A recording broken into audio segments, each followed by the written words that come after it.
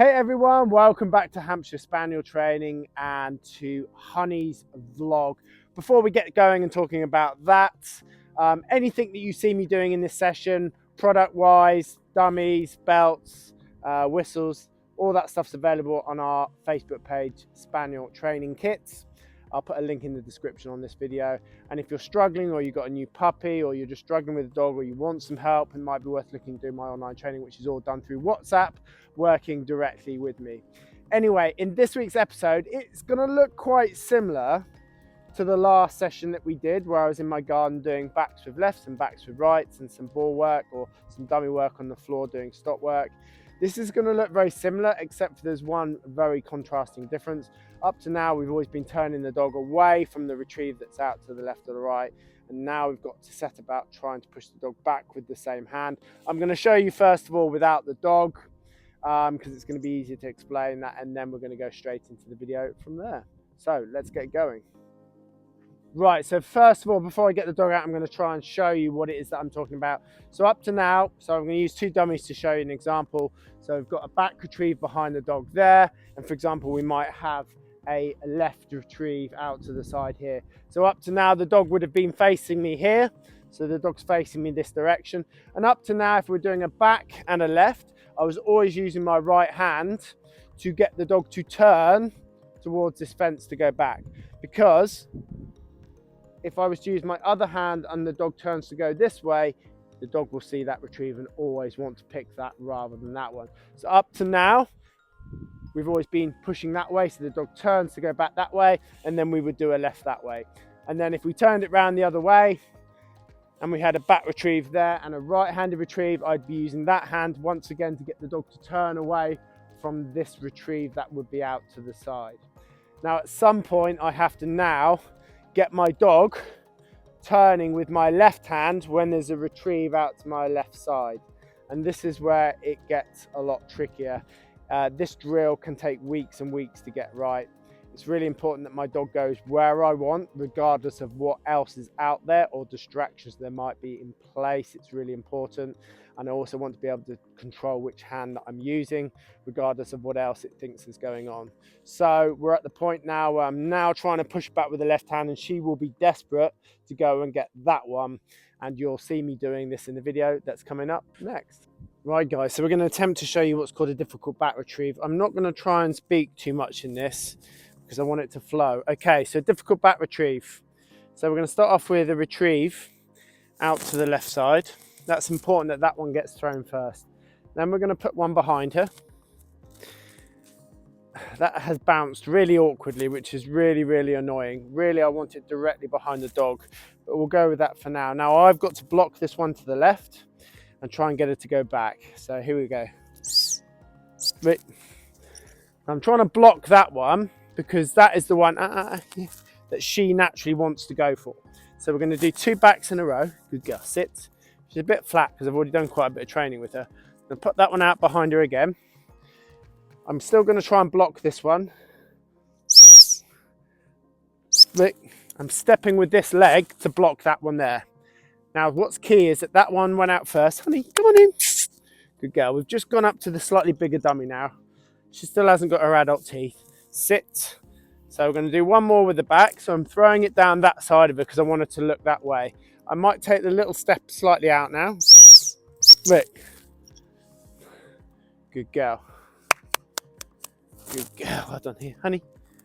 Don't normally faff with this, do you? Good girl. Well done. So now we're going to pick the left one. Sit. Now I'm not putting this back out. That's important. I'm going to pick this left one. Now that one's obviously nice and simple because it's a left on its own. We've got to still practice. Now, since I last made the last video, she's been retrieving really well. And I said in the last video she was faffing. And now she's faffing again. She doesn't normally do this. It's really irritating when you're trying to make a film. Okay, so what's important now, I'm going to put that back out to the left. Now, that's got to go out first. And she's going to see this one now go back. That's really, really important, the order. Again, another terrible throw. This is why I hate making videos. All training all week can be fantastic. Come to make a video, nothing goes right. Here we go. See, that's the sort of thing that can go wrong. So I need to learn from that. So I stopped her. I'm going to come back. I'm going to pick this dummy up. That's important. Going to bring her back, sit her up, level with that left one. And this time I'm not going to throw this so far. I want to make sure she sees it go back. Don't know why they keep bouncing to the left, but that's what they're doing. Right. Now, this is one of the hardest retrieves to do.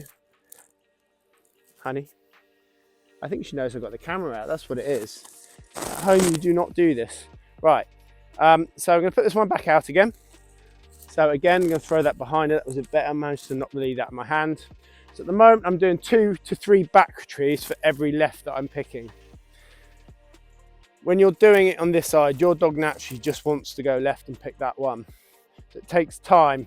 It probably takes the longest amount of time to teach this. Just to get to this point where you could send the dog back might take quite a bit of time. Once you can stand a metre or 2 back, you can add distance very quickly. Look. So I'm stepping forward to really try and block that one that's out to the left-hand side. Good girl, honey, come on. Good girl. And they're not going to believe me that you retrieve without messing around, are they? Okay, so I'm going to do one more like that. Again, not very far. I'm going to try and take this step out this time. Look, she thought about that then. Good girl. That's better. Right, now I'm going to pick the left one.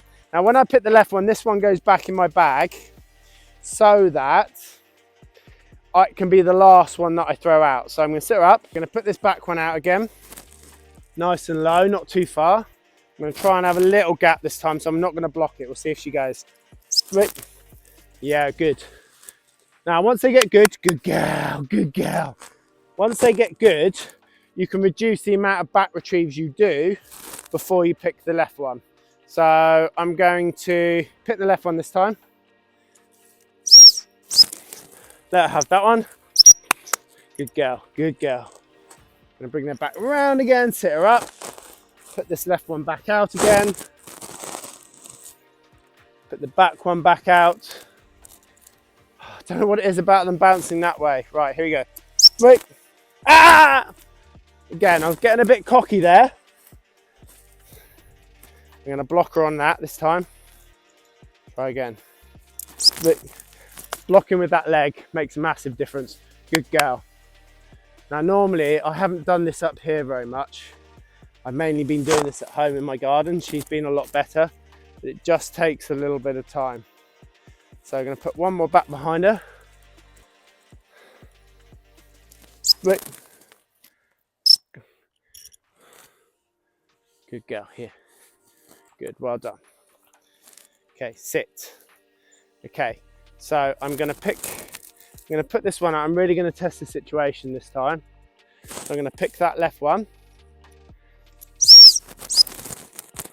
And what will test it this time? Good girl, good girl, good girl. So I'm going to bring her back a little bit. Sit. I'm going to put this one out to the left side. And then we're going to try and pick this back one. Right. Good girl. Good girl. Good girl. Well done. Right, so we're going to do a little bit more work on the stop work. I already did some of this earlier with her. I'm just going onto a tennis ball with this now. See how keen she is. So the main thing is all the time she can hear that hump whistle, she's allowed to pick the retrieve. Honey, honey, good girl. Here we go. I like to bounce it as well. It keeps it quite fun. Good girl. Come on. I don't know what is wrong with you with the camera.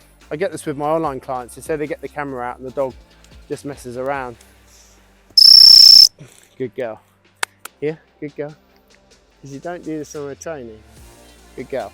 Right, this time. Good girl. Good girl. Here. Good girl. Well done.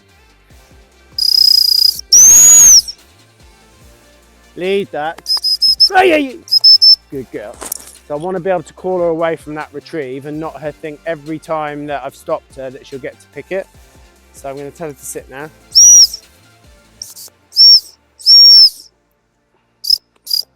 Good girl. Good girl. Well done. And again. So for every time you stop her, you've got to have filler retrieves in between. Otherwise, she'll stop trying to go for it. And if she's not going for it, she's not proving that she can stop. So you have to have all those filler retrieves in between where that you let her pick it, and you've got to do the hump whistle during that, because you've got to understand that all the time she's hearing that hump whistle, it's a release out of sit. Good girl. Yeah, good girl. And as soon as she hears that hump whistle, it's a release out of sit, and she's allowed to pick the retrieve. Eventually, I'm going to be making her spit this out, and you've seen me do it in other videos.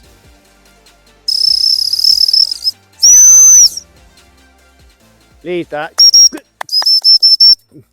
Problem with having to do your whistle and use your voice at the same time is not easy. Good girl. Good girl. Here, honey, honey. Good girl. Good girl. Good girl. Good girl. Hey! Good girl. Good girl.